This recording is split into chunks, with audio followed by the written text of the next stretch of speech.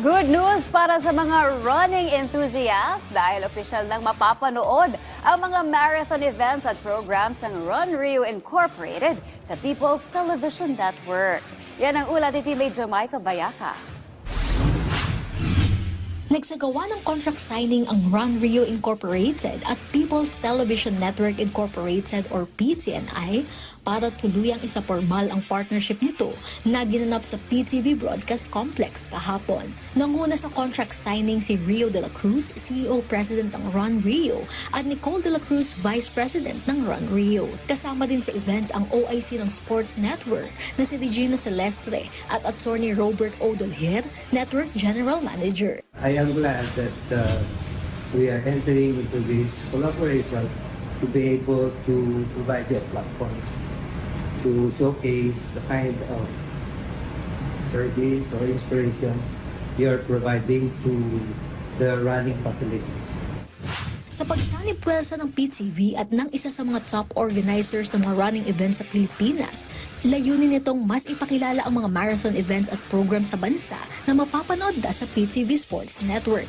Ayon kay Rio de la Cruz at Nicole de la Cruz, malaking bagay ang partnership na ito para mas maraming aspiring runners ang maengganyo sa pagtakbo na makakatulong din sa kalusugan. Very excited kami sa partnership na ito dahil mabibigyan natin ng opportunity na mabigay yung information sa mga runners natin, not only in Metro Manila but nationwide. And meron tayong mga mahalagang mga races na pinopromote natin dahil ito ay makakapag-attract ng mga international runners. You get to have good health. Tapos, more than that, you get to tool your body, yung endurance, cardiovascular, and more than that also mental health. Malaking bagay ito ngayon. So, with running, meron kang outlet, di ba? Sa araw-araw mo na pagtatrabaho, masyado ka ng stress sa work. Pero yung running ay nagpo-provide sa'yo ng outlet wherein you get to relax.